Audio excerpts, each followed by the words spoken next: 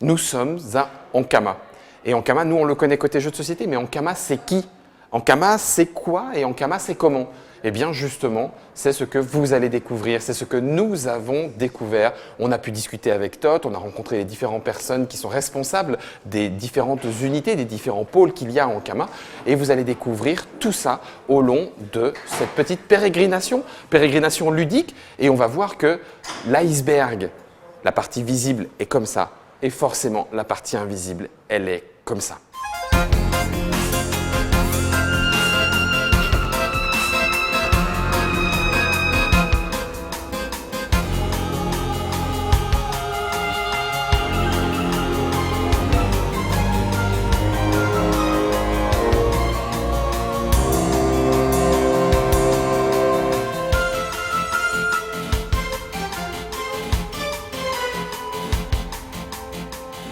Alors du côté de Ankama, forcément, jeux vidéo. Jeux vidéo, vous le savez, Dofus, Wakfu, ils l'ont développé et ça depuis 15 ans. C'est plus de 3 millions jusqu'à 4 millions de joueurs qui jouent sur les différentes plateformes, dans différentes langues, jusqu'à 6 langues différentes. Avec Miloud, on a pu voir comment les différentes équipes sont structurées autour d'un espace très grand, énorme, voire même différents étages et en même temps sans structure, sans cloison, puisque l'objectif est de pouvoir, non pas simplement en vertical, mais aussi en horizontal, laisser de la créativité, qui est une des marques de fabrique, un ADN pour Ankama, pouvoir du coup donner de l'idée, quand on en a une, de quelque équipe que l'on vienne.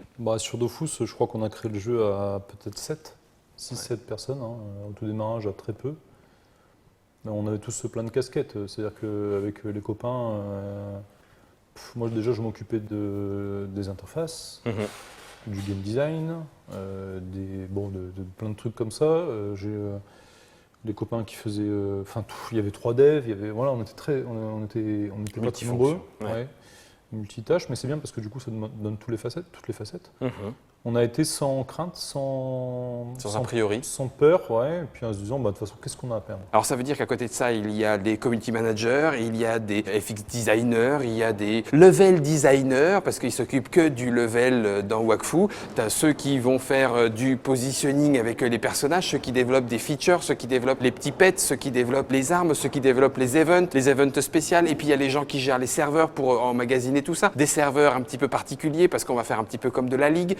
Quoi qu'il en soit, ça fait une organisation de dingue. Je le découvre avec les yeux émerveillés et en même temps une taille relativement gigantesque vu le nombre de personnes qui y travaillent, avec chacun en même temps ses objectifs, avec un calendrier qui doit être géré par des personnes parce que y a telle ou telle sortie, mais il faut faire attention parce que sur le site, il va y avoir la sortie du tome 25 de Wakfu, etc., etc.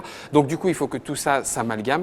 Quoi qu'il en soit, ça nous donne une impression de débordement d'activité, de créativité qui pour l'instant n'en est pas encore attaché comme un boulet par la taille critique de l'entreprise. On a commencé avec une petite société, une web agency, on était 3 dedans. On réalisait des sites internet pour des marques. D'accord. Et par contre, on avait monté cette société avec l'ambition de faire du jeu vidéo. Donc surtout avec Camille, qui est le directeur technique de la société, directeur général et aussi beau-frère. D'accord, accessoirement. Par rebond. Pendant qu'on réalisait ces sites internet pour des gens comme La Redoute, on a travaillé un petit peu pour Auchan, des choses comme ça. À côté, dès qu'on avait un moment, on bossait sur ce qui allait devenir Dofus. On a développé ça et ça nous a pris 4 ans, 5 ans. Et puis quand on l'a lancé, ça a plutôt bien marché. On dit essai transformé, à quel moment? 1 an après, 2 ans après? 6 mois. 6 mois. 6 mois après, tu fais essai transformé? Waouh. 6 mois après, parce qu'on lance le jeu en 2004. Le premier mois, on fait 15 000 €. On est comme des dingues. Je ne dis pas, il y a plein de gens qui nous suivent. Premier mois, on fait 15 000 €. 3 mois après, je crois qu'on fait 300 000 €. Donc on n'en revient pas. On fête comme des cons au moment des connexions. On fête les 1000 connectés en simultané. On est là, on regarde le truc, on se dit mais c'est incroyable, 1000 personnes. 1000 personnes qui jouent en même temps sur le jeu. C'est complètement dingue. C'est quelque chose qui s'est inscrit dans le temps sur plus de 15 ans comme ça de développement. Et en l'occurrence, ça donne toute une équipe qui déborde d'activités. Vous l'avez peut-être vu sur les images, mais si ce n'est pas le cas, nous, pour l'avoir vécu en interne, c'est assez étonnant.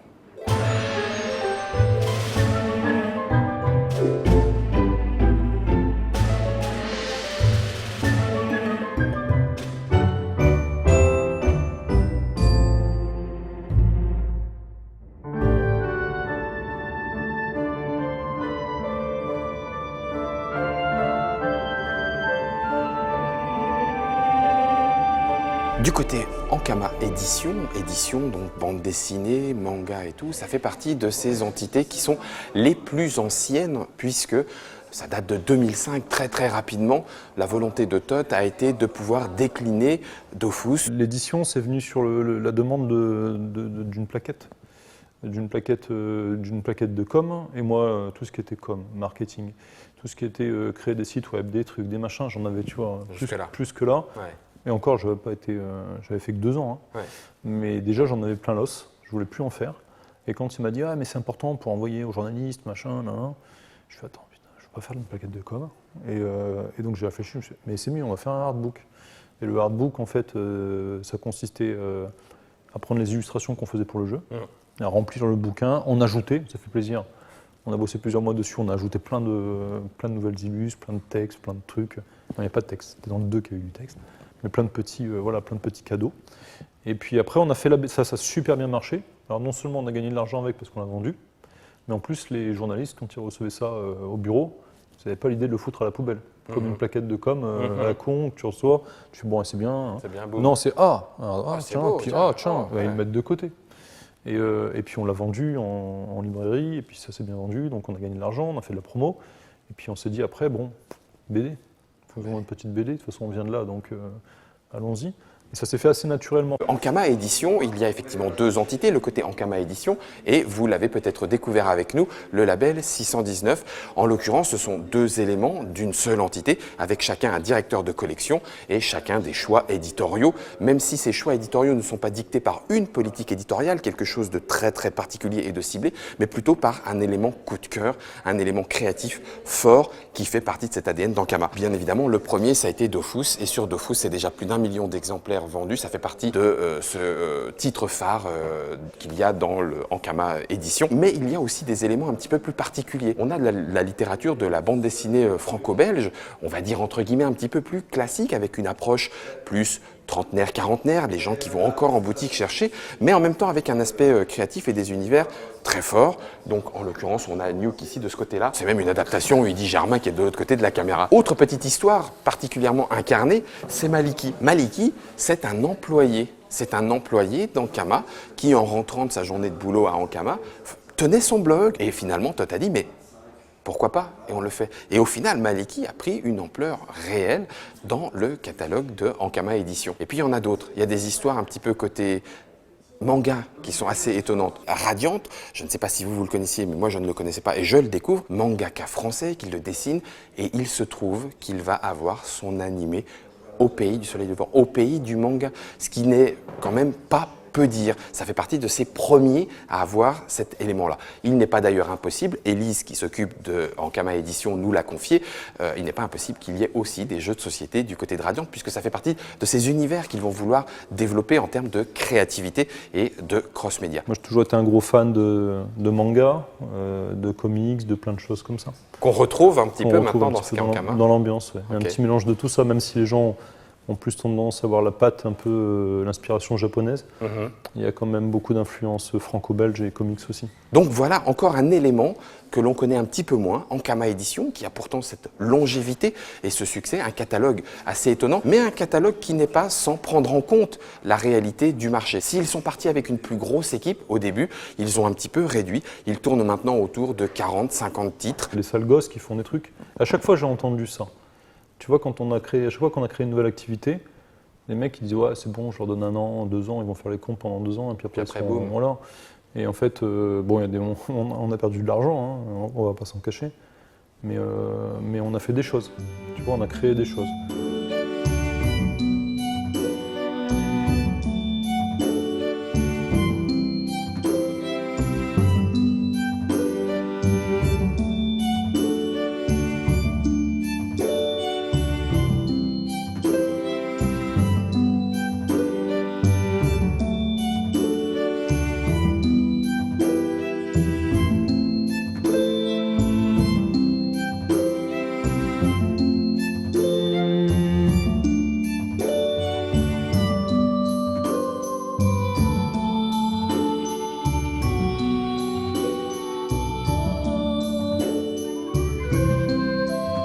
On est dans les locaux de MadLab, une des nouvelles entités d'Ankama qui a été créée avec Ankama et Média Participation. Ils sont en train de travailler sur un projet qui sera sur France Télévisions 2019 qui s'appelle Abraka, où vous découvrirez les aventures d'Abraka et de Firmin, ce petit personnage qui va découvrir que sa mamie n'est peut-être pas celle qu'il pensait dès le départ, lui qui n'en avait que peu de souvenirs. C'est un univers que j'ai développé avec ma sœur et Firmin il ressemble à mon gosse en fait, Ouais. tu vois. Et mon gamin, il va avoir, enfin je dis mon gamin, maintenant il va avoir 18 ans cette année. On le salue. Hein. Mon grand gamin, ouais. Firmin, c'est lui, tablette. Et en fait, il y a eu le besoin, d'ailleurs, il s'appelle Hugo, tu vois. Hugo, c'était pour lui aussi, tout ce côté-là. Et ce côté très geek, moi je me sens un peu. J'ai eu le sentiment d'être très geek.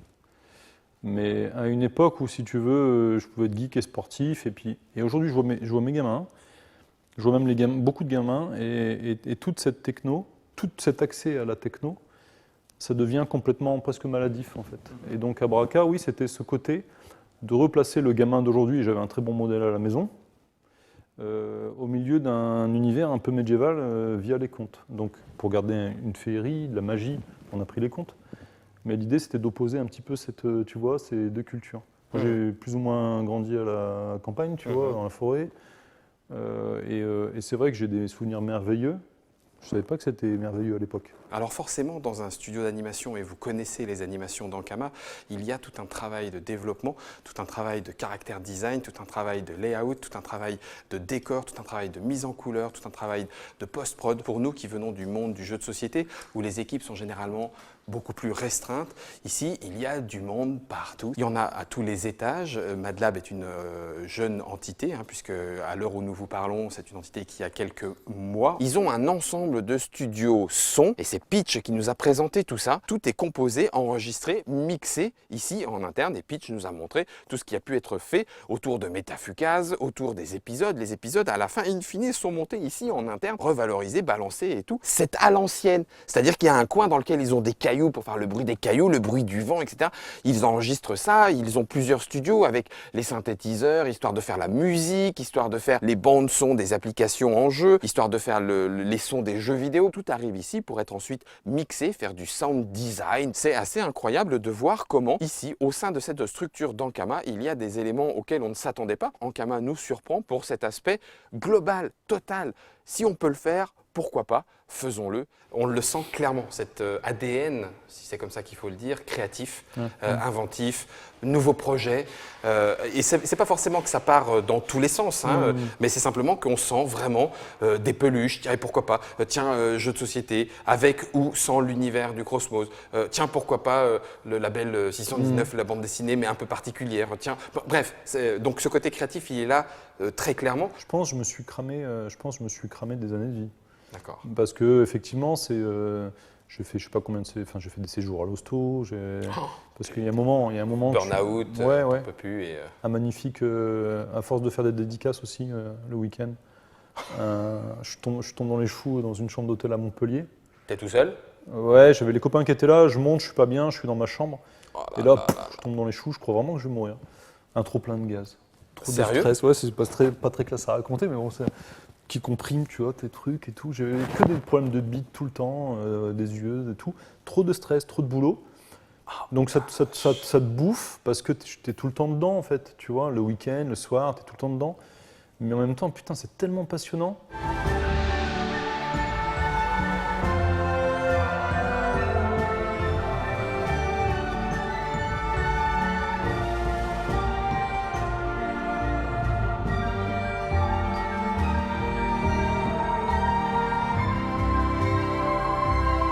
Du coup, là où on est dans l'entrepôt d'Ankama. L'entrepôt d'Ankama, forcément, vous en avez un petit peu l'habitude. Il y a un endroit où il y a les jeux, il y a les bandes dessinées. Ça part pour ceux qui ont commandé sur la boutique. Mais il y a tout un coin un petit peu particulier et on a rencontré No, qui est le chef, entre guillemets, responsable des Bricole Boys. Et les Bricole Boys, c'est ceux qui font toute la décoration Ankama. En l'occurrence, tout en interne, peu ou prou est organisé ici. Les décors qu'il y a sur les salons en festival, sur les Japan Expo, etc. Y compris même la camionnette de Mutaflukas, la camionnette de vendeur de glace qui hop, va se trimballer pour la sortie du film. C'est pour ça que je porte le t-shirt qui vient de sortir et qui va avec. Le chapeau des Bouffetous, par contre, c'est pas parce que je suis le roi des Bouffetous, c'est juste parce qu'on est dans cet entrepôt et qu'on en a profité pour se mettre dans l'ambiance. Alors en l'occurrence, ils ont tous les corps de métier, électriciens, charpentiers, ébénistes, sculpteurs, monteurs. Tout est fait ici, il y a la peinture, tout ça, tout est pris en compte. Alors les différentes entités d'Ankama font appel à eux. Tout est monté ici sur place, envisagé de telle façon que ce soit montable, démontable aisément. Ensuite, l'équipe elle-même va aller sur le salon pour assurer le montage, l'entretien dans le temps du salon et le démontage. Tout est fait et ensuite stocké ici puisque ça va être réarrangé en fonction de l'évolution du Cosmos et des différents univers qu'il y a à Ankama. Ces Bricole Boys sont des passionnés. Il y a des joueurs de jeux de rôle, il y a des joueurs de figurines, il y a des joueurs de jeux vidéo. Personnellement, je suis joueur depuis que je suis ado. D'accord. C'est-à-dire que tu prends dans les 10 premières personnes que j'ai embauchées, il y a 10 copains aussi. On est beaucoup à être originaires du Touquet. On vivait là-bas. On se faisait chez l'hiver. Le Touquet l'hiver, c'est pas ça. Il y avait un monsieur qui avait créé à l'époque Heroica, qui était un jeu de guerre napoléonien. Ouais. On jouait énormément à Magic. D'accord. On jouait énormément à Blood Bowl. Génial. Comme des malades.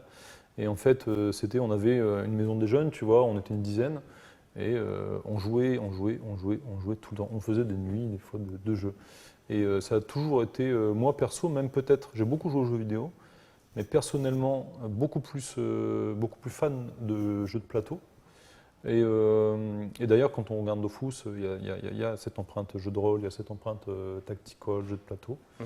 Je suis beaucoup plus fan de jeux de plateau et depuis peut-être 7-8 ans, je joue quasiment plus aux jeux vidéo. Par contre, j'ai jamais autant joué aux jeux de plateau. À la maison, je dois avoir 500 jeux de plateau. Ouais. Donc, naturellement, il y a eu un moment où, tiens, dans Ankama, il va y avoir des jeux de société. La question, c'est pourquoi pas. Oui, si on peut le faire, pourquoi on ne le ferait pas? Il y a des choses, vu qu'on a des choses à raconter, autant essayer. Et ça vient de concepts assez simples. Mais non, je regrette pas parce que c'est vrai que pour le coup, en plus, dans les mécaniques, je trouve que les meilleures mécaniques de game design aujourd'hui, elles sont vraiment du côté jeu de plateau. Je vois des trucs qui arrivent, qui déboulent, je me dis mais putain. Waouh. On reçoit beaucoup de prototypes de différents auteurs français et étrangers. Ouais. On les essaye, donc l'équipe les essaye d'abord, fait une première sélection et puis ensuite on joue ensemble et puis on décide ensemble.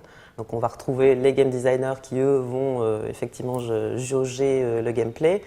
Les graphistes qui vont imaginer l'univers, parce que comme tu as pu le voir chez Ankama, nos univers sont très forts. Ouais. On est plutôt satisfait de la manière dont Ankama Board Game se développe et on a là un joli hit actuellement avec Kingdom Run, qui a été lancé il y a 1 mois et demi à peu près sur les différents marchés.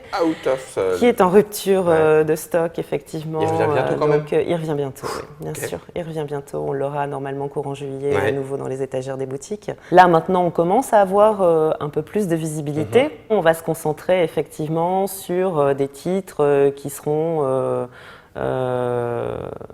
encore plus nos coups de cœur et on aura certainement une activité peut-être moins basée sur la raison et beaucoup plus basée sur la passion. Comme je te le disais, on fonctionne au trip. C'est pas le business qui doit prendre le dessus par rapport au coup de cœur. Comment donc on essaie de trouver la solution pour effectivement faire aboutir le projet.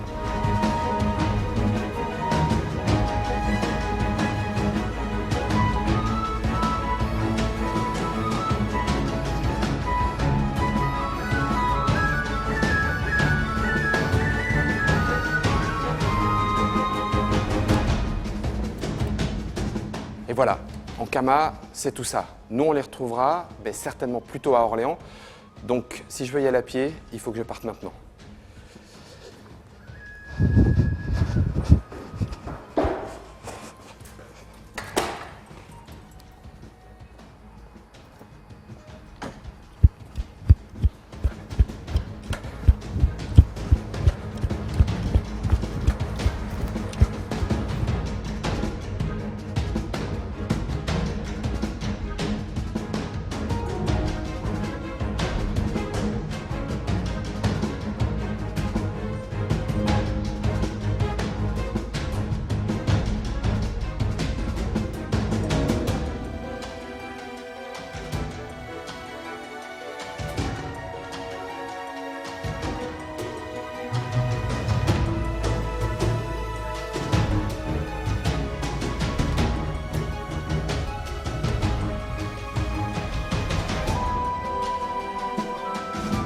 Et alors forcément, bon, j'ai pas pu m'en empêcher, j'ai été récupérer 2-3 petites figurines avec un petit peu de chance, si ça se voit pas, mais a priori on est peut-être fouillé à la sortie de l'entrepôt, donc je vais planquer ça à l'intérieur et normalement ça devrait passer.